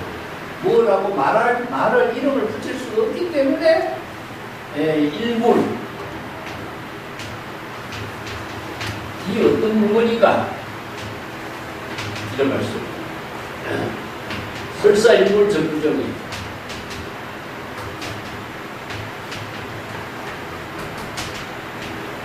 설사 한 물건이라고 말해도 맞지 않는 소리라입니다. 왜냐? 무명무상이기 때문에 이름을 붙일 수가 없죠. 어떤 형상이라고 거기다가 갖다 붙일 수가 없어. 무명무상 절일체 형상과 이름이 다 끊어진 경지를 한 물건이라고 말해도 어떻게 만든다고 할 수 있겠느냐. 이게 어떤 물건인가 질문을 해놓고 한 물건. 그렇기 때문에 한 물건이 맞지 않다 이 말을 보시면 원래 한 물건도 없는데 어떻게 한 물건이라는 이름을 갖다 붙일 수가 있어요.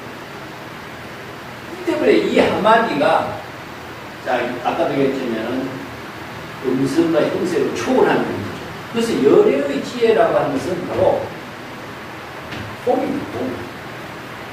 아니면요. 그래서 본래 무인물이라는 사례가 보여요. 그래서 이제 플러스 1이라든가 마이너스 1이라든가 수없이 많은 무수의 숫자가 공이 전부 다 포용함과 동시에 이 공을, 이 모든 숫자를 수용, 응용, 변용, 활용, 이것이 바로 무진장의 작용을 펼치는 겁니다.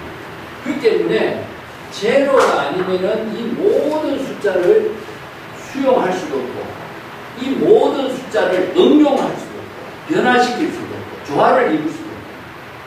그래서 이제 이게 제로가 불교에서는 원래 일물입니다. 오늘날 우리가 과학이라든가 사회과학이라든가 건축학이라든가 뭐 데카르트가 과학이 산업혁명을 이런 토대로 이뤘지만 데카르트의 특징이 무엇이냐? 수학자, 과학자, 철학자. 이게 수학, 과학, 철학을 하나로 묶어다 보니까 과학의 토대로 정립을 하면은 이게 옛날에는 사람이 기계를 하나 손으로 만들어야 됐잖아요. 이제 수학을 통해서 틀을 만들어줘. 이게 온갖 셀을 녹여가지고 틀 속에 집어넣으니까 기계가 똑같이 나오죠. 그 틀을 똑같이 만들게 하는 기초는, 과학의 기초는 무엇이냐? 수학이죠. 그 기초를 이루게 하는 것은 무엇이냐? 바로 제로라는 숫자입니다. 우리가 뭐 건축학이라든가, 뭐 컴퓨터라든가, 오늘 사회과학이라든가, 뭐 모든 우주공학이라든가, 이 10개의 기호를 가지고 다 이루어지죠. 그래서 이 기호가 사실은 개념적으로 우리가 수학 개념이 히랍에도 있고 고대 히랍에도 있고 중국에도 있고 중국에도 0이라는 숫자가 있잖아요.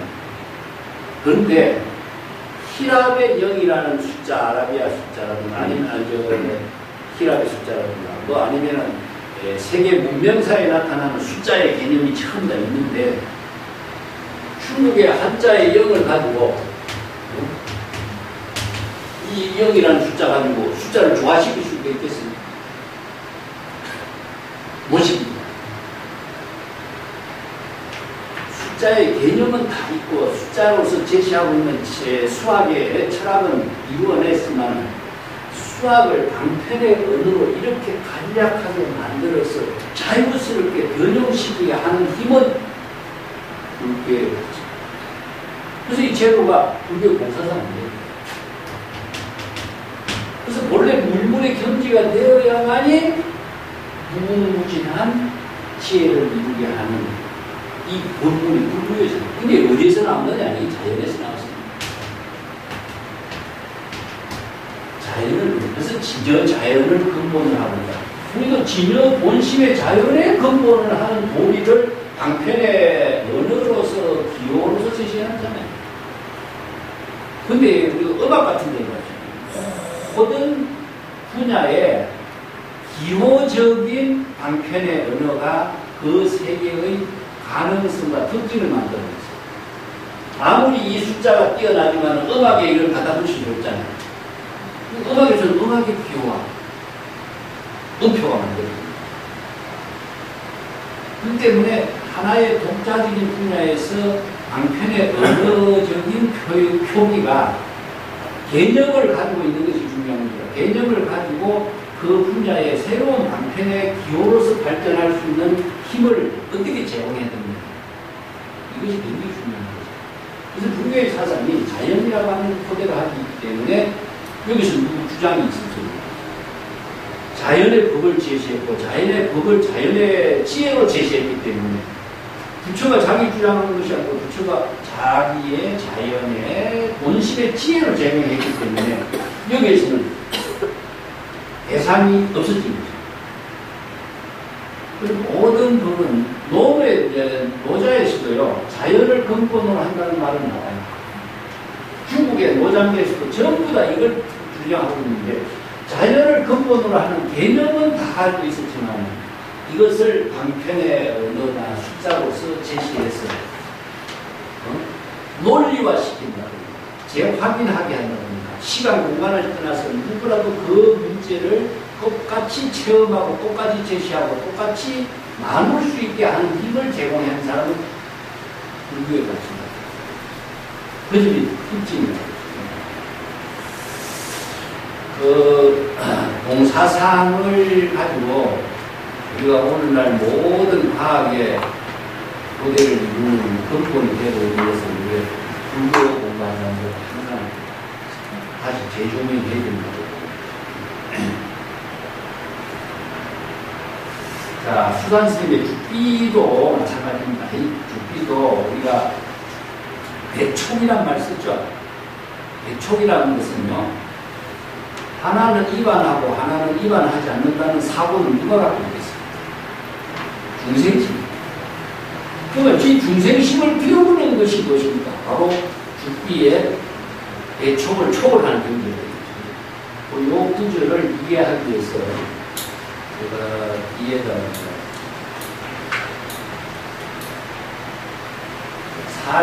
10페이지 보면은 역시 전문가에 있는 이야기입니다. 위에 10페이지 내가 정리해 드리겠습니다. 수산 성년 선사의 죽비 법문에 대해서 죽비라고 말해도 안 되고 죽비라고 말하지 않으면 죽비라고 하는 명상의 방편에 입에 되는 방편의 부분에 입에 되기 때문에 이 문제를 어떻게 해야 될 것인가? 말하지 않으면은 입에 되고 말해도 대상 경계를 떨어진다. 이런 허물을 어떻게 처리해야 될 것인가 하는 것이 이제 수행자들의 문제였는데, 자, 이것은 우문관 또 40칙에 보면 백장이 물병을 하나 놓고 이제 수자에게 위산의 주인을 찾기 위해서 수자에게 문제를 제시하죠. 그러니까 그 수자가 나무 토막이라고는 할 수 없죠. 이거 물병이라고 할 수 없는데 그게는 무엇이라고 하겠는가 이런 질문을 던지죠. 그러니까 백장이 위산에게 물으니까 위산이 전병의 명상을 드리지 않고 또 들지도 입에 하지도 않고 발로 전병을 차버리고 밖으로 나갔다. 이런 구절이죠. 여기 이제 기성선사가 죽비를 꺾어서 땅에 던져버린다 하는 것도 의식의 대상에서 다 비워버린 겁니다. 비워버렸을 적에 본래로 되도록 그 경지를 행동으로 보여주는데, 이런 차별 분별의 대상 경계를 모두 초월하는 이런 본심으로 되돌아가는 경지. 이게 불교 수행 체계에서의 기본이죠. 이것을 이제 이걸 선문다고 제시했습니다. 죽비 이야기를 갖고 내가 조금 어렵게 전개되는 내용을 조금 2페이지에 설명을 했는데, 원래 죽비가요, 우리나라에 사용하고 있는 죽비는 소리를 내는, 소리치는 죽비죠. 이건 신호를 보내는 죽비고, 원래 중국의 죽비는 대나무로 이렇게 한 8, 90cm. 대나무가 떴기 때문에, 이거 일본 갔을 때가 안 맞습니까? 갔나요? 맞습니까? 이게 나무, 깨끗한 나무예요. 그건 죽비로 이제 변체가 하는 건데, 소리는 죽비는 아니거든요.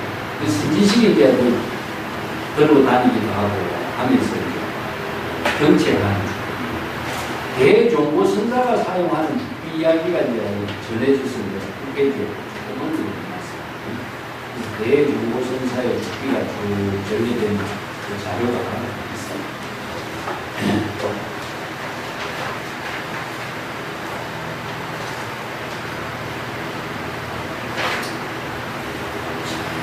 입에와 접촉에 대한 문제는 내가 또 설명을 좀 자세하게 써놨으면 12쪽에 봅시다. 세간의 속담에서 전도되고 전도된 일은 신부가 나비를 타고 시어머니가 나비를 끌고 가는 것이라고도 하는데, 이 공안, 본칙 공안에 대해서 불공유백 선사는 다음같이 개송을 합니다. 수산선사의 법문이 고금에 전하는데 그의 말이 전도된 것이라고 말하지만, 신부가 술에 취해 나비를 타는, 당시 사람은 시어머니가 나비를 끌고 간다는 것을 비웃고 있는, 불공구백 선사의 개성도 훌륭하지만 진동경지선사의 다음 개성이 그 환희심을 체득하게 하는 무엇을 제시하고 있다. 그래서 진동경지선사의 개성을 보자. 이렇게 본질을 자, 진동경지선사의 개성은 신부기려 아가 견입니다. 이거 똑같은 말이죠. 순환성령선사의 본문을 그대로 첫 구절을 그대로 이제 개성을 했습니다. 신부는 나귀를 타고 시어머니가 나귀를 끌고 갑니다. 견이라는 글자는 이게 견인, 우리가 자동차를 견인하다 할 때 견자와 같이 끌고 가는 초목불로 연출이요. 초본불로 연출이요. 초본을 제시하겠다. 초본이라는 것은요, 우리가 그림 그릴 적에 밑바탕 그런 걸 초본이라고 그러죠. 글씨 쓸 적에도 글씨 밑바탕을 보고 쓰는 걸 초본이라고 하는데, 이 초본을 제시할 필요가 뭐 있느냐. 그 독자적으로 자신의 지금 여기에서 지혜로 작용하는 위해서 초본을 가지고 이런 말을 해요. 앞에서 여기서 말하는 그 원본을 그대로 여기 다시 식구로 제시할 이유가 뭐가 있느냐. 앞에서 쓰란 문답의 내용을 가지고 그것을 초본으로 해서 진동경지선사가 이렇게 똑같은 말로서 이렇게 개성을 얽힐 이유가 뭐 있느냐. 이런 의미죠. 왜냐하면 선생들은 모두 다 자기 본문사로서 대상을 초월하는 경지에서 사는 초본에 의거할 이유가 뭐냐. 그걸 이렇게 차를 얘기했습니다. 13쪽에 봅시다. 체단 풍류의 덕자연이로다.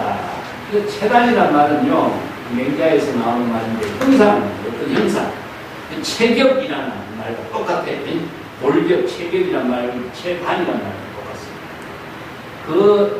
나귀를 타고 가는 그 신부의 그 모습을 체단이라고 했습니다. 이 풍류라고 하는 것은 무엇이죠? 근데 이제 나귀를 타고 가는 신부의 그 모습이 멋스럽고 퍽이나 자연스럽다. 그래서 덕자연이라고 하는 것은 자연의 경계를 얻었다는 말이 아니라 그대로 자연 그 자체다. 조작이 없다는 겁니다. 왜냐하면은 뭐 술에 취해서 가는 사람이 신부가 자기가 나귀를 탔는지 안 탔는지 시어머니가 나귀를 끌고 가는지 안 끌는지 모르거든요. 이게 신부의 모습을 보고 아주 자연스러운 모습이다. 이걸 표현하고 있는 거죠. 묘불성화 불치로다.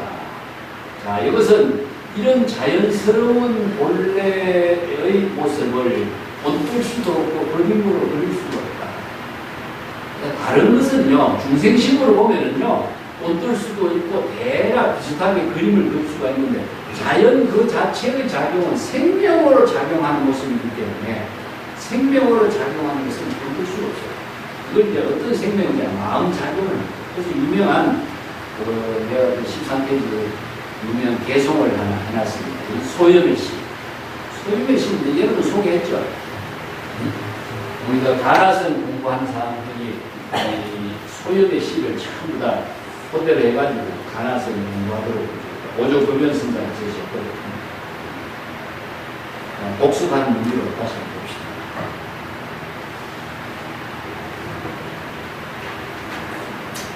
뒷단 풍왕화불성이여 통방실처 창 이루어진데 여기도 원래 진수정이라고 쓰여요. 그래서 다른 자료에 따라서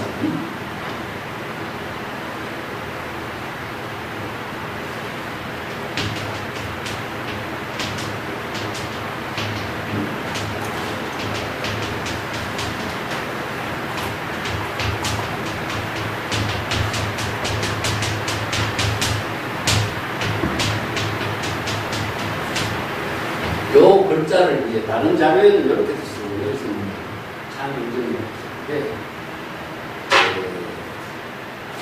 풍방이란 말은 여인의 아니 원래 이제 양귀비하고 알록산 이야기 양귀비 자기 방에 큰 곳에서 마음속에서 우러나는 그 감정 이걸 펼칠 수 이런 말이거든요.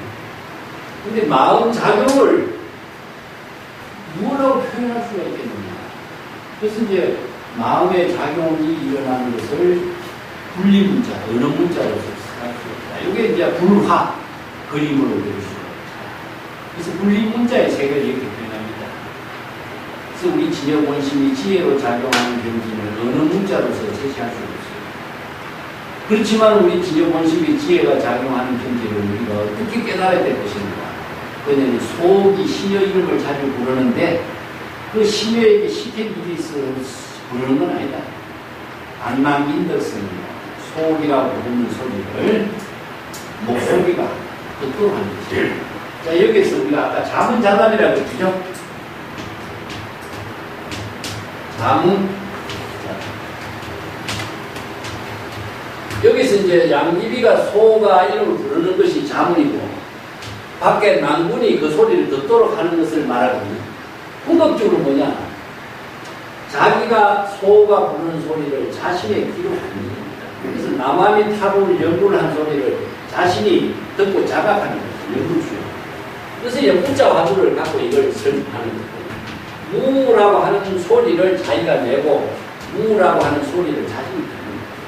그래서 이제 자문자답으로 자신의 목소리를 자신이 듣는 자각에 의해서 진여삼매를 이루는 거예요.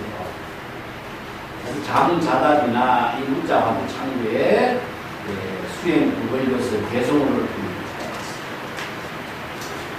자, 밑에 구절. 간소 효빈 인사녀로다. 그래서 이제 간소, 무섭다 이 말이다. 이 무섭을 참기 어렵다 이 말인데 무섭다 이 말. 감소. 감이라는 것은 감당하다 이런 뜻입니다. 무섭. 효빈이란 말은 무엇이냐면 흉내내다는 뜻입니다. 이건 이제 고사를 통해서 유명한 서시, 미녀 서시 이야기입니다. 이웃집 여인이 미녀 서시가 찡그리는 얼굴 모습을 흉내내다 이런 말이에요. 유명한 장자에 나오는 미녀 서시 이야기 나오죠. 미녀 서시 14조 미녀 서시가 가슴 아니고 얼굴을 찡그리고 있었거든요. 그 마을 추녀가 그 서시의 아름다운 모습을 보고 찡그리는 얼굴 모습을 아름답다고 여기고 집에 돌아와서 그녀와 똑같이 가슴에 손을 넣고 얼굴을 찡그립니다. 그 추녀의 모습이 너무나 흉측해서 마을의 부자가 그녀를 보고는 문을 굳게 잠근 채 밖에 나가지도 않고 가난한 사람들은 처자를 데리고 마을을 닫아놔버립니다. 추녀는 서시의 얼굴 찡그린 모습이 아름답다는 점은 알았으나 얼굴을 찡그리면 어째서 아름다워지는가 하는 그 까닭을 알지 못했습니다. 겉으로 보이는 것만 흉내냈기 때문이다. 이 장자가 참 재미난 이런 무안을 많이 담았거든요. 그래서 뭐 서사시의 고고라고 할 수 있어요, 장자가. 그래서 이제 천동경기선사는 이 고사를 빌려가지고 하는 선지식의 법문을 흉내내는 선지식들을 비판하고 있습니다. 그래서 서시의 아름다움을 흉내내는 추녀의 모습처럼 많은 선지식들이 자신이 그런 경지를 깨달아 체득해서 지혜를 체득하지 못하고 남의 말을 가지고 이렇고 저렇게 흉내만 내고 있다 이런 말이죠. 54쪽에 강인 청추 불성윤이고 이게 이제 댓글로 같이 연결되는 사람들 앞에서 추녀의 추한 모습만 보아도 예쁜 얼굴이 되는 것이다. 이게 선지식들이 이 법문을 제대로 깨달아 체득하지 못하고 남의 말에 흉내만 내다가 추녀가 예쁜 서시의 얼굴을 흉내내다가 오히려 더 추한 꼴이 된 모습이다. 그걸 이제 이런 모습을 감당하기 어렵다. 옆에서 보는 사람들이 참 비웃음을 사게 되는 모습이다. 이런 이제 비판을 하는 것입니다. 참 오늘 짤막하지만 15쪽에 만송선사가 원통 대수선사의 철벽송을 다음같이 제시합니다. 하루 3차례 머리 빗질하면은 무엇하랴? 머리카락을 잘 묶어두면은 그것으로 충분합니다. 대체로 피부와 골격이 남보다 예쁜 사람은 눈을 바르고 화장하지 않아도 본래 그대로의 멋이 예쁜 모습이 있다. 뭐 이유가 있다 이 말인데, 여기 서시 이야기를 갖고 이야기하는데, 이 법수선사가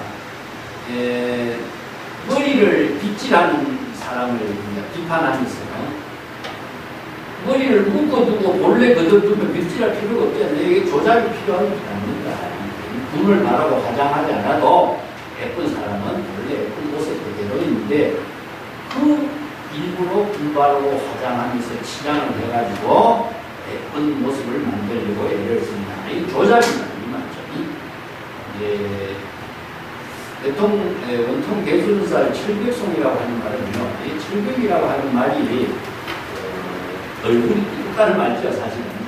원래는 무엇이냐면은 철벽은 쇠로 만드는 벽이기 때문에 접근하기도 어렵다.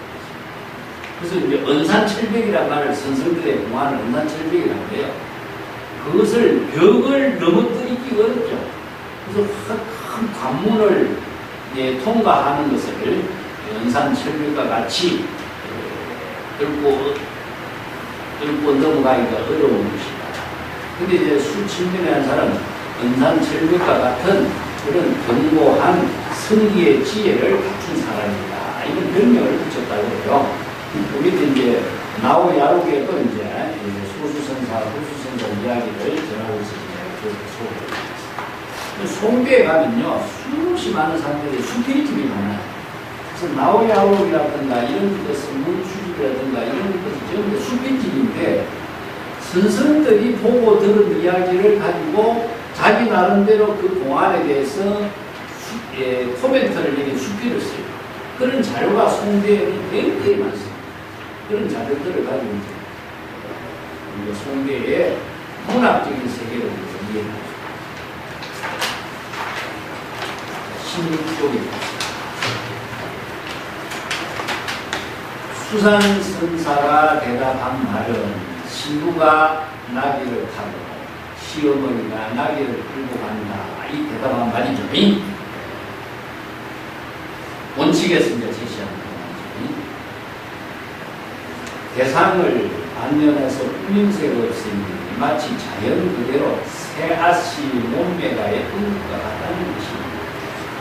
비유하자면 장자에서 말하는 서씨가 가슴아리로 매를 눕혀주고 얼굴을 기울였더니 그의 아름다운 모습이 더욱 아름다웠는데 추녀가 그의 징그린 얼굴 모습을 흉내내어서 얼굴을 기울이니 추한 추녀는 더욱더 추한 꼴만 되었다. 이렇게 남의 흉내만 내어보고 듣는 수행에만 힘쓰지 않고 스스로 미묘한 깨달음을 찾아가는 일에 힘쓰지 않는 수행자를 꾸짖는 말입니다. 수행자가 일심으로 애를 써서 멋진 모습을 추구하지만 사지와 팔맥은 이러한 사실을 곁에서 받아들이지 못한다. 사지와 팔맥은 몸이죠. 본래의 몸에서 그러한 경지를 받아들이지 못하고 있다. 본래의 몸에서는 전혀 맞지 않는 일을 하고 있다라고 옆에서 쳐다보고 있다. 이런 거죠. 원칙은 여기서 마칠까요?